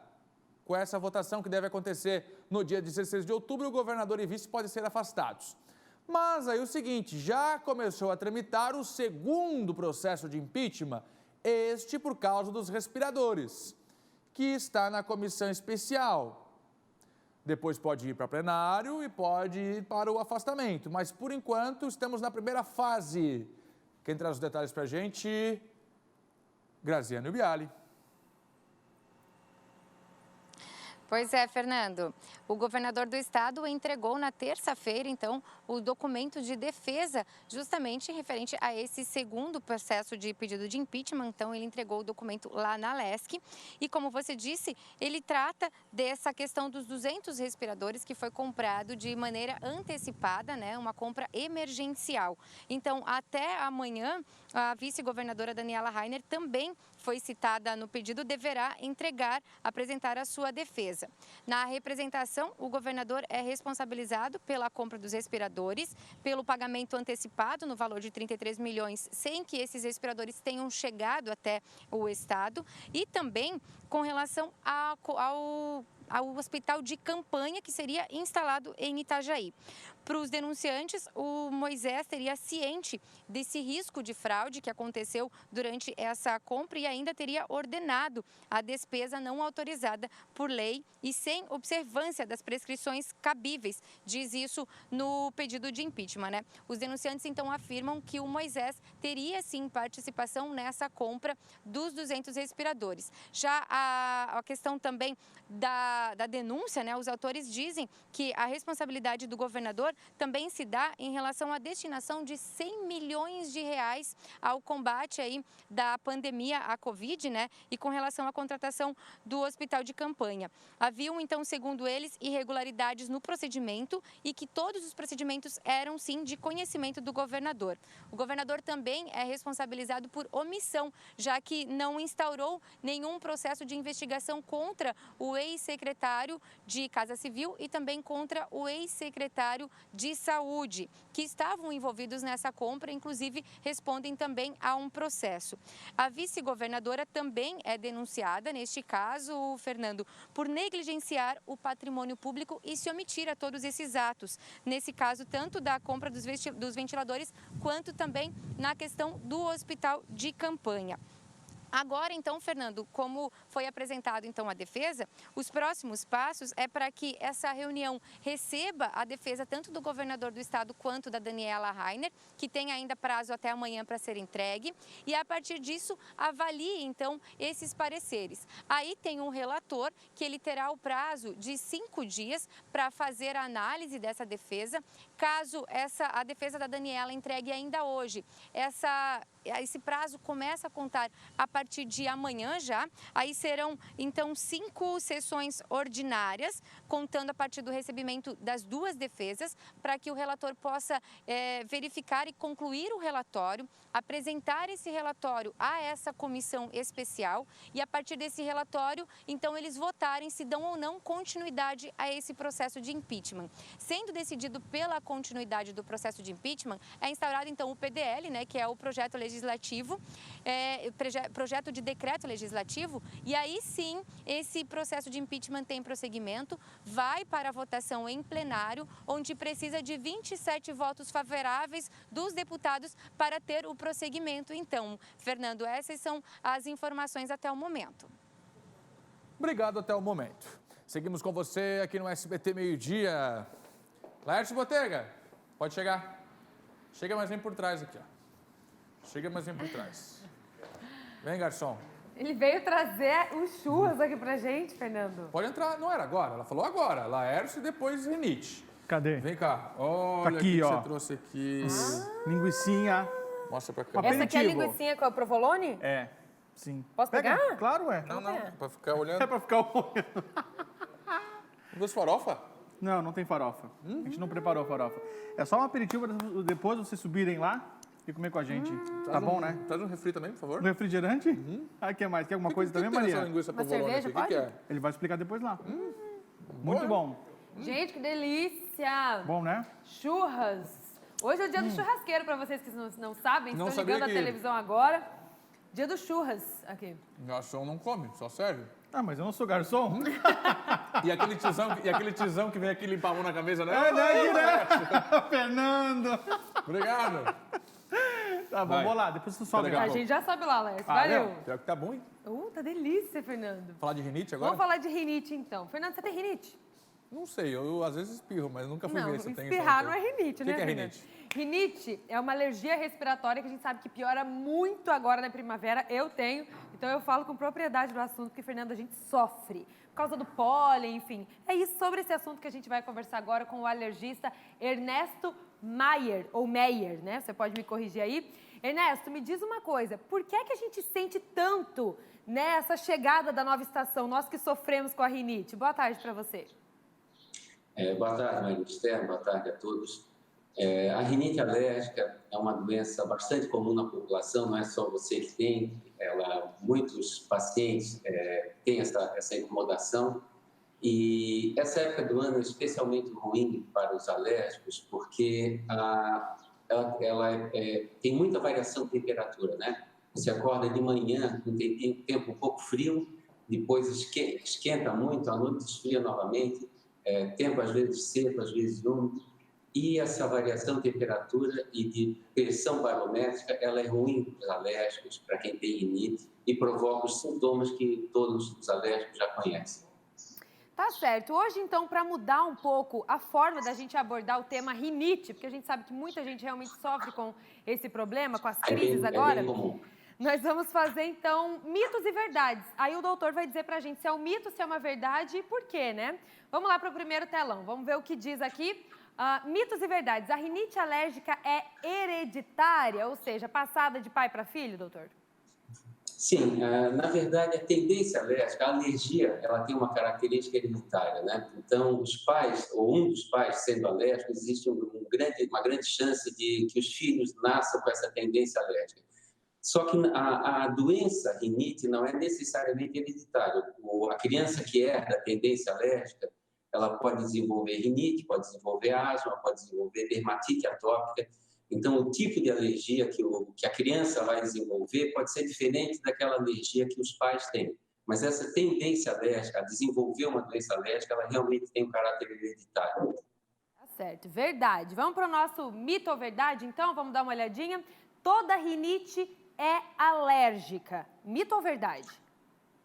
Não é toda rinite que é alérgica. Existem tipos de rinite que não são alérgicos, né? Mas a forma mais comum de rinite, que é aquela rinite que se inicia na infância ou na adolescência, ela de fato tem característica de ser alérgica, né? E o principal sintoma que identifica a rinite alérgica é a coceira.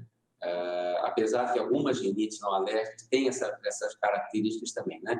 Os sintomas da rinite típicos são coceira, espirro, coriza e o nariz entupido. E a rinite, tanto alérgica como não alérgica, pode ter sintomas bem parecidos, mas não são todas as rinites que são alérgicas. Um exemplo comum e bem conhecido de rinite não alérgica é a rinite infecciosa, a rinite presente nos pacientes com resfriado, com gripe, com virose. Tá certo. Vamos para o próximo, então. Próximo telão da rinite, vamos dar uma olhadinha aqui. Frio piora as alergias respiratórias? Eu acredito que você até já respondeu isso, né, Ernesto? Porque você estava me dizendo aí que essa mudança de temperatura faz com que nós, né, que temos rinite, soframos mais, porque aí a gente sente essa mudança de temperatura. Mas aí eu quero aproveitar e te perguntar aqui, as pessoas falam muito do pólen, né, agora também. O pólen das plantas, das flores, tudo isso também piora o quadro da rinite? Sim, o pólen ele é um dos principais alérgenos envolvidos no desencadeamento da rinite alérgica. Os dois principais são poeira, ácaro, né, presente na poeira, e pólen. Também outros, como pelo de animais, são bem conhecidos das pessoas. O pólen tem uma característica que ele é sazonal, ele se manifesta tipicamente nessa época do ano, que vai de agosto a dezembro, janeiro, que é a época da primavera, e um pouco antes ou um pouco depois da primavera. E ele, no nosso estado, na Santa Catarina, ele tem uma distribuição bem característica. Ele é muito presente, o pólen, né, como alérgeno, é muito presente no Planalto, região de Lages, São Joaquim e também no Oeste. No litoral, a gente tem bem menos a chegada do pólen que causa alergia. Então, no litoral de Santa Catarina, nós temos principalmente rinite alérgica causada por poeira e ácaro, né? E mais para o interior do estado, o pólen é bastante presente. Próximo mito ou verdade da rinite, vamos dar uma olhadinha aqui na tela. Rinite pode virar sinusite? Ou seja, uma coisa está ligada com a outra, doutor? Mito ou verdade? Isso é verdade. A sinusite é uma complicação da rinite alérgica. Não só da rinite alérgica, também da rinite viral, o paciente gripado pode desenvolver sinusite. Mas o paciente que tem rinite, por ter um rinite alérgica em particular, né, por ter uma doença crônica que está presente na grande maioria do tempo, ele predispõe ao desenvolvimento dessa complicação que é sinusite, que pode exigir o uso de antibióticos e, eventualmente, pode ocorrer várias vezes no ano, o paciente pode ter 3, 4 episódios de sinusite ao longo do ano, é um complicador da rinite. O último telão aqui, doutor Ernesto, alergista, vamos ver mitos e verdades da rinite. A rinite não tem cura, mito ou verdade? Se a gente for pensar estritamente na pergunta, de fato a gente não tem um tratamento que possa curar a rinite em definitivo. A rinite ela admite dois tipos gerais ou amplos de tratamento, né? Que são em geral complementares. A gente pode tratar a rinite com remédios ou com vacina. Os remédios, eles controlam basicamente os sintomas. Então, o paciente acaba tendo que usar durante muito tempo o remédio para controlar o sintoma da rinite. Isso permite que o paciente tenha uma convivência normal, ou próximo do normal com a sua rinite. A rinite é uma doença que incomoda muito, atrapalha bastante o paciente. No dia a dia, né, o paciente acorda muito sintomático, espirro, coriza, nariz entupido. E o uso de remédios ameniza a intensidade e a ocorrência dos sintomas. Mas ele não cura realmente a rinite. Uma forma alternativa que a gente tem de tratamento é o tratamento com vacina. A vacina, o termo técnico, a imunoterapia, é um tratamento que utiliza a própria causa da rinite, seja da alergia, né? Seja a poeira, seja o pólen ou o pelo de animal, e a gente faz uma dessensibilização, uma diminuição da sensibilidade do paciente. Isso não cura 100%, mas tende a reduzir bastante a longo prazo os sintomas de rinite. Então, respondendo objetivamente, cura exatamente, não tem um remédio que cure, mas com o tratamento é possível um controle bem adequado da rinite. Ernesto, alergista, participando aqui com a gente sobre rinite na entrevista do SBT Meio Dia. Muito obrigada, doutor. Por nada, obrigado também. Tá certo. Fernando, vamos falar de tempo agora? Previsão do tempo, porque o tempo influencia na rinite, hein, Maria Você viu Esther? só? Uma coisa ligada com a outra, né, Fernando? Olha, gente, hoje o dia começou com sol e nuvens na maior parte aqui do nosso estado, mas como as temperaturas estão subindo ao longo do dia, a combinação desse calor com a umidade devem ocasionar pancadas de chuva com temporais a partir de agora à tarde, desde o centro do nosso estado aqui até a faixa leste. Então, toda essa faixa litorânea aqui agora, atenção para chuvarada que deve vir agora com risco de temporais, viu? No oeste é que não deve chover e por lá os termômetros aumentam, né? As temperaturas aumentam e os termômetros podem chegar até quase 40 graus nessa quarta-feira. Olha só, região aqui de Chapecó, 35, 36, 37, pode subir ainda mais agora à tarde. No sul não passa de 24, região norte, região de Joinville, por lá também esquenta, chegando a 30 graus agora à tarde. Grande Florianópolis pode bater 29, região do Vale do Itajaí, máxima de 28 e na Serra não passa de 26 graus. Amanhã, gente, atenção, tem alerta de calor intenso para todo o nosso estado.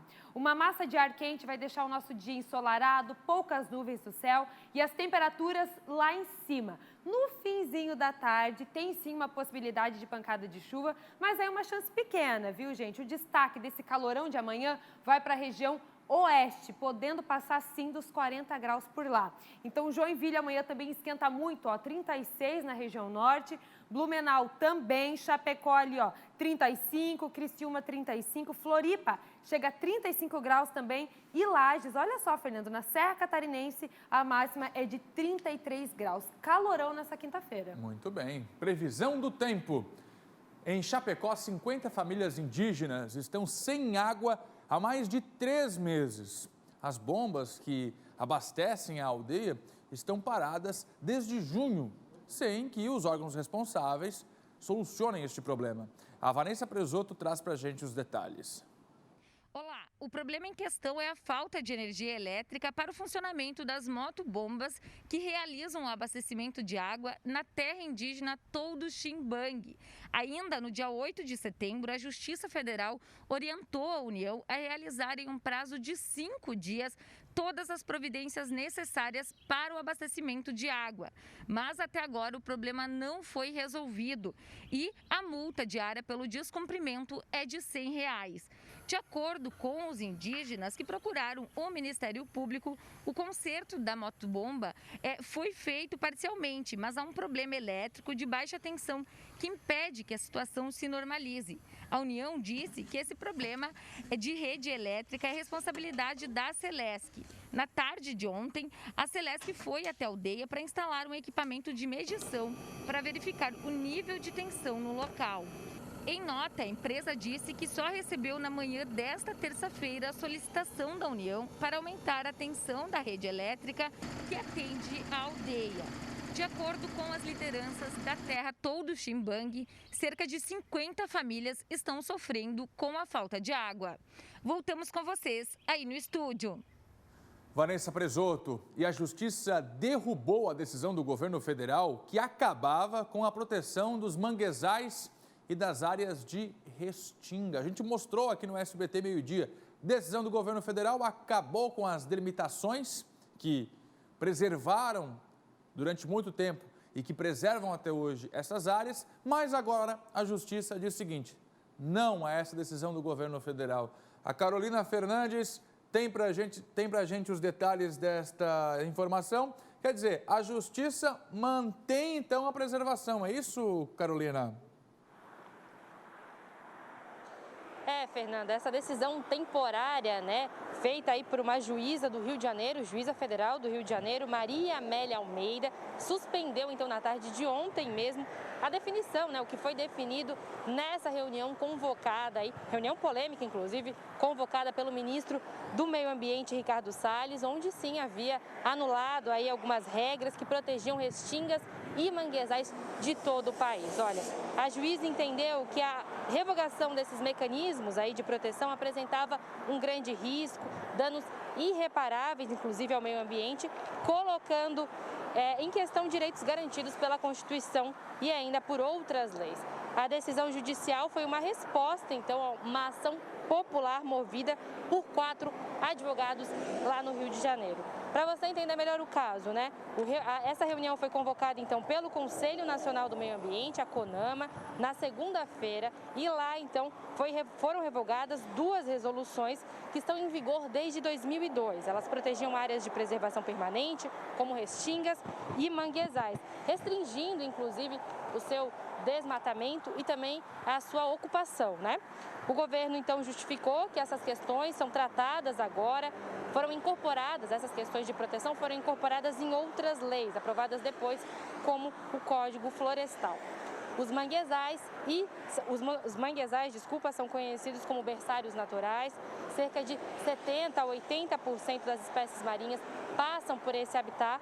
E aqui em Santa Catarina, a gente tem mais ou menos 12 mil hectares desse ecossistema. Então, mais uma decisão, por enquanto temporária, para preservar essa parte do meio ambiente. Fernando?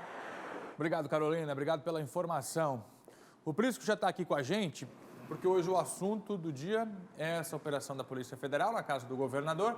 Já vamos saber a opinião do Prisco, como isso pode interferir também na situação que vive Carlos Moisés da Silva. Mas antes, Prisco, vamos assistir novamente o que disse Carlos Moisés assim que a Polícia Federal deixou a residência oficial do governo. Vamos ver. O que houve hoje aqui na residência oficial do governador, na nossa avaliação, é uma busca e apreensão desnecessária e injustificada, porque tem cerca de 2 meses que nós oferecemos, inclusive, competição em juízo no STJ. No dia 1º de julho, oferecemos muito mais do que foi levado hoje aqui da casa, que na verdade levaram um laptop de uso pessoal e um celular, um smartphone de uso pessoal. Tem aí 2 meses, pelo menos, que nós oferecemos à Justiça, ao Superior Tribunal de Justiça, documentos, materiais, equipamentos, enfim, peticionamos inclusive em juízo isso para que fosse acessado de forma muito tranquila, né, e transparente, objetivando o esclarecimento dos fatos.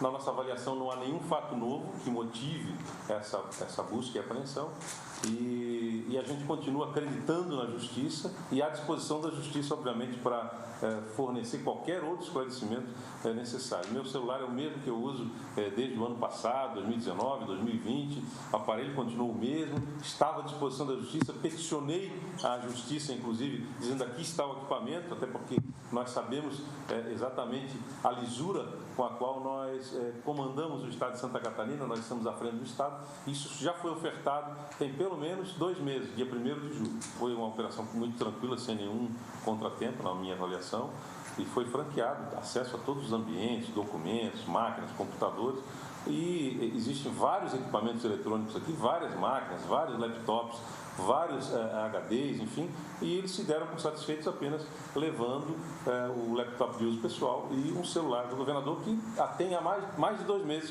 peticionamos, colocando à disposição da Justiça. Olha, Fernando, primeiro, essa busca e apreensão já era aguardada e foi uma decisão da Justiça, a mesma Justiça que Carlos Moisés confia. O ministro Benedito Gonçalves, do STJ, Superior Tribunal de Justiça, já havia sinalizado para essa ação do Ministério Público Federal em conjunto com a Polícia Federal. Então, só levou um pouco de tempo. Agora, convenhamos, é constrangedor um governador ser alvo de uma busca e apreensão na própria residência oficial. Isso nunca ocorreu em Santa Catarina. E não se restringiu ao Palácio Residencial, mas também ao centro administrativo, que é a sede do governo. O governador está sendo investigado. Não há denúncia do Ministério Público e nem indiciamento. Mas, de qualquer maneira, a manifestação do Ministério Público Federal, da Subprocuradora-Geral, é pesado, falando claramente de que há indícios do envolvimento do governador em 2 frentes. Primeiro, até que ponto ele e outros colaboradores de governo não tinham relação com empresários que acabaram tendo acesso na compra dos respiradores. E a segunda questão, se o governador deu a autorização definitiva para a compra fraudulenta e superfaturada, 33 milhões, dos respiradores que nunca chegaram, e sem garantias, já que no período da pandemia, com dispensa de licitação. Isso tudo precisa ser investigado, esclarecido à luz do dia, com a responsabilização de todos os envolvidos, do mais simples funcionário, eventualmente até a figura do próprio governador. Isso é uma exigência da sociedade catarinense, em nome da ética e da moral. Então, o que se aguarda agora é que com esse processo deflagrado hoje, possamos avançar e afunilar as investigações para a devida responsabilização e para o resgate dos recursos públicos. Isso, uma primeira questão. Segunda questão, que você me provocou, Fernando, até que ponto isso interfere no processo de impeachment? Esse que está mais avançado e que vai merecer a palavra final no próximo dia 16 do Tribunal Especial de Julgamento, com composição mista de deputados e desembargadores, nada tem a ver com respiradores ou com ações da pandemia. Esse tem a ver com a equivalência salarial dos procuradores. O outro que já está em curso, um pouco mais atrasado, esse sim é que está relacionado aos respiradores. Mas, num momento como esse, evidentemente que, independentemente do objeto dos pedidos de impeachment, interfere. Claro que sim, indiscutivelmente. Eu diria que é a pá de cal nas pretensões de Carlos Moisés de continuar à frente do governo. Porque, no primeiro aspecto político, ele demonstrou sua fragilidade. Conseguiu apenas 7 dos 40 votos, quando houve, em plenário, a admissibilidade do primeiro pedido de impeachment.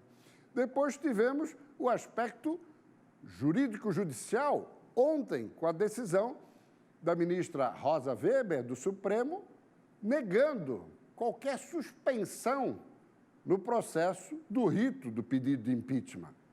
Aí foi uma derrota jurídica.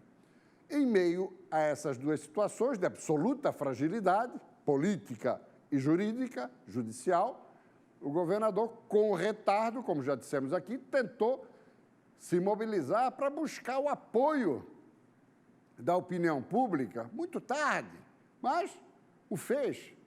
Agora, com a imagem de hoje pela manhã, da Polícia Federal e do Ministério Público Federal ingressando na residência oficial do governador e também no centro administrativo, aí vai de água abaixo. Não há apoio popular numa circunstância dessa. A imagem é muito forte, além de constrangedora, e que abala o prestígio do governo do Estado. Essa que é a grande realidade. Então, fica o governador emparedado no contexto político, no contexto jurídico-judicial e no contexto policial. E a opinião pública absolutamente indiferente a isso tudo. De modo, meu caro Fernando, que o quadro fica muito delicado. Já era para lá de periclitante para Carlos Moisés. Agora, mais ainda. Por outro lado, nós temos essa comissão mista de desembargadores e deputados que vai se pronunciar. Existe, sim, a possibilidade até dos desembargadores, os 6, ao contrário dos 5 deputados que vão pedir o afastamento de governador e vice, possibilidade até de, entendendo que não há crime de responsabilidade, rejeitar o afastamento do governador e da vice. Mas, no conjunto da obra e das circunstâncias, evidentemente, que enfraquece para o governador até sob o aspecto da avaliação jurídica dos magistrados.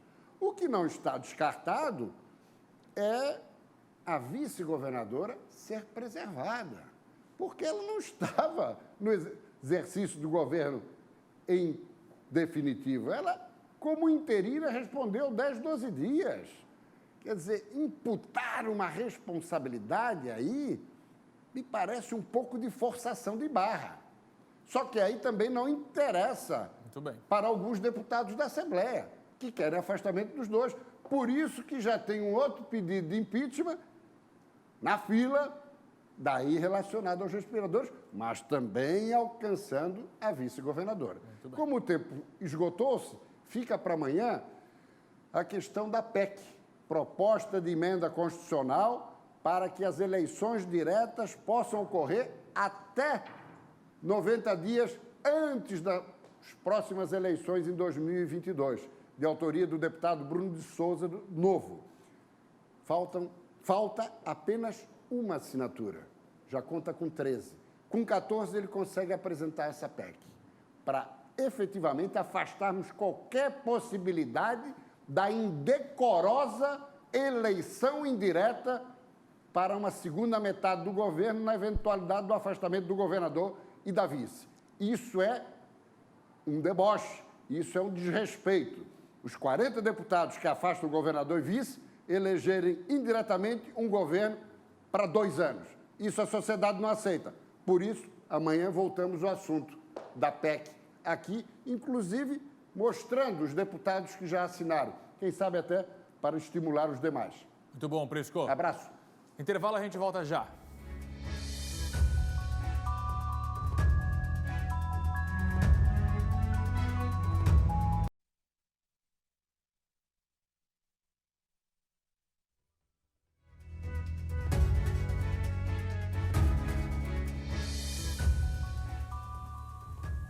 Estamos de volta com o SBT Meio-Dia, direto da Laje, porque eu estou recebendo aqui Maria Esther e Fernando Machado. Vieram comer, então? Viemos provar essa picanha bonita aqui, Laércio. Tudo bom? Quero comida. Vamos lá, então. André, tá pronto, então? Pronto. Vamos tirar um tibonezinho agora para eles. Vamos tirar, então, para eles aqui, comerem ao vivo aqui no SBT Meio-Dia. E aí, Fernando? Tá com uma cara bonita, hein? Olha que suculenta que tá essa picanha aqui, ó. E a tua dieta? Mas proteína pode. Tira a gordura, então, senão não vale, Fernando. Olha só, tá cortando o osso, o tibone. Olha isso. Tá derretendo. Meu Deus do céu. Quanto tempo ficou no fogo no total, André? Aqui ficou praticamente quase 1 hora, porque a gente ficou aguardando vocês e tal. E mais ou menos 1 hora, 1h05 aí de... Pra ficar suculenta desse jeito aí. Então vamos ao que interessa, né? Ó. Vamos ao que interessa. O resto não tem pressa. Olha só, o Fernando pegando a carne ao vivo aqui no SBT Meio-Dia.